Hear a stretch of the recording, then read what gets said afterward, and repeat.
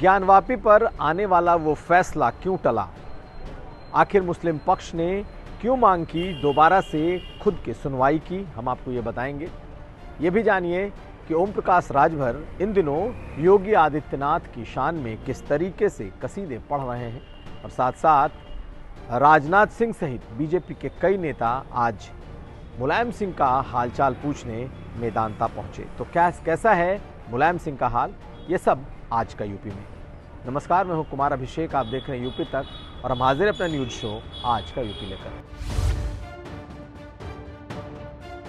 ज्ञानवापी परिसर में मिले उस आकृति की जिसे हिंदू पक्ष शिवलिंग आदि विश्वेश्वर का शिवलिंग कह रहा है, तो दूसरी ओर मुस्लिम पक्ष उसे फव्वारा कह रहा है। इस पर कार्बन डेटिंग को लेकर आने वाला फैसला आज टल गया। जज ए.के. विश्वेश ने 11 अक्टूबर की नई तारीख तय कर दी और इस दिन एक बार फिर सुनवाई शुरू होगी। जज ए.के. विश्वेश ने हालांकि इस मामले पर फैसला रिजर्व रखा था, लेकिन आज कुछ आपत्तियां उठी। आपत्तियां पहले शिवलिंग के साथ छेड़छाड़ को लेकर उठी, जिसे हिंदू पक्ष के ही राखी सिंह जो कि वादी हैं उन्होंने उठाया था, और दूसरा, जब खुद हिंदू पक्ष के भीतर एकता नहीं थी तो मुस्लिम पक्ष ने भी कहा कि अब उनकी भी सुनवाई होनी चाहिए।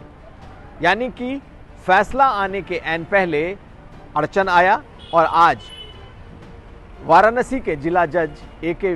विश्वेश ने इस मामले को अब आगे की सुनवाई के लिए बढ़ा दिया है। यानी कि अब फैसला नहीं, उसके पहले अब पूरी तरीके से सुनवाई होगी। मुस्लिम पक्ष ने आज कहा कि पहले उन्हें भी इस मामले पर सुन लिया जाए। मुस्लिम पक्ष का तर्क है कि कार्बन डेटिंग या फिर किसी तरह के किसी और टेक्निकल या एक्सपर्ट कमेटी बनाने की कोई ज़रूरत नहीं है, क्योंकि इससे कुछ हल निकलने वाला नहीं है। दूसरी तरफ जो हिंदू पक्ष है, हिंदू पक्ष के तरफ से जो राखी सिंह जो वादी हैं, वो लगातार मीडिया में सवाल उठा रही थी कि आखिर जो 4 और वादी हैं वो क्यों इस बात की मांग कर रहे हैं कि इसका कार्बन डेटिंग हो।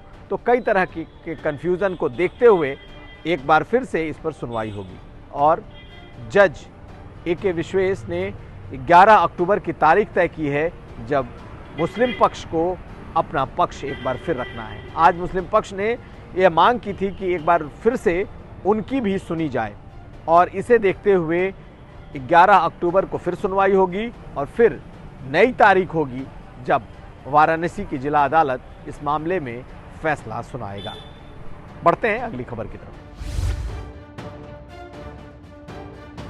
ओम प्रकाश राजभर, जी हां, ओम प्रकाश राजभर इन दिनों मुख्यमंत्री योगी आदित्यनाथ की शान में कसीदे पढ़ रहे हैं। वही मुख्यमंत्री योगी आदित्यनाथ जिनके लिए भर भर कर आलोचना चुनाव के पहले तक ओम प्रकाश राजभर किया करते थे। बलिया की एक तस्वीर आई जिसमें ओम प्रकाश राजभर और डिप्टी सीएम ब्रजेश पाठक एक मंच पर एक बड़े से माले के बीच में थे, और उसके बाद देवरिया में ओम प्रकाश राजभर ने बाकायदा योगी आदित्यनाथ की तारीफ करते हुए उन्होंने कहा कि योगी आदित्यनाथ ने नोएडा जाकर अंधविश्वास को तोड़ा है, उस मिथक को तोड़ा है।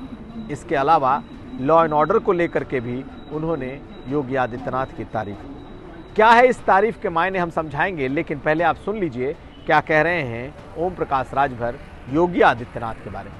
योगी जी ने एक जो लोगों के दिमाग में अंधविश्वास फैला था कि कोई भी मुख्यमंत्री नोएडा जाएगा तो रिपीट नहीं करेगा, खासतौर से मायावती जी और अखिलेश जी डरते थे।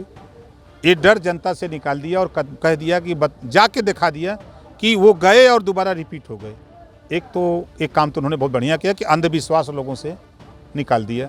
दूसरा काम, जो प्रदेश में बड़े पैमाने पर गुंडा राज था, भूमाफिया थे, उस पर अंकुश लगाने का काम उन्होंने किया है। तीसरा काम, मेहनत बहुत करते हैं, उनके मेहनत का हम भाई दाज देते हैं। हम भी चलते हैं, हम भी देखते हैं, तो वो बराबर फर्क है कि हम सड़क से चलते हैं, हेलीकॉप्टर से चलते हैं, लेकिन चलते हैं। दरअसल चुनाव के बाद से ही ओम प्रकाश राजभर बीजेपी की तरफ पींगे बढ़ा रहे हैं। बीजेपी भी चाहती है कि ओम प्रकाश राजभर जैसा चेहरा उनके पास आ जाए।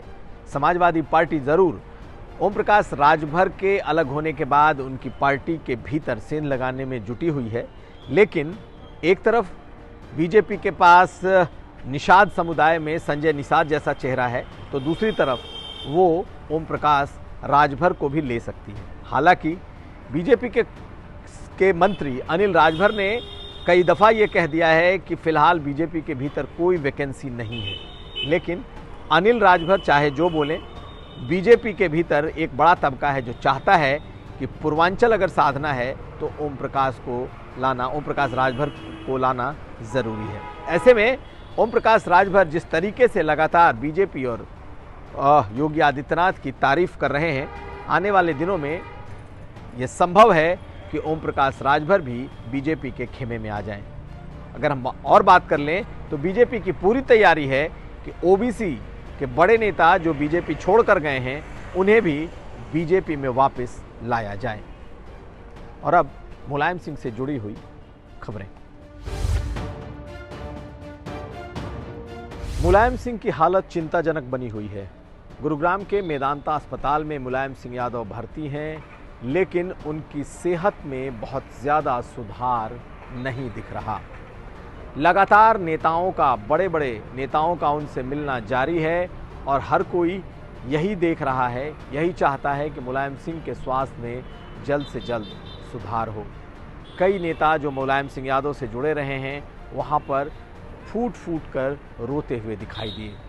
अखिलेश यादव जब आज मेदांता अस्पताल से निकल रहे थे तो एक नेता वहाँ फूट फूट कर रोने लगा।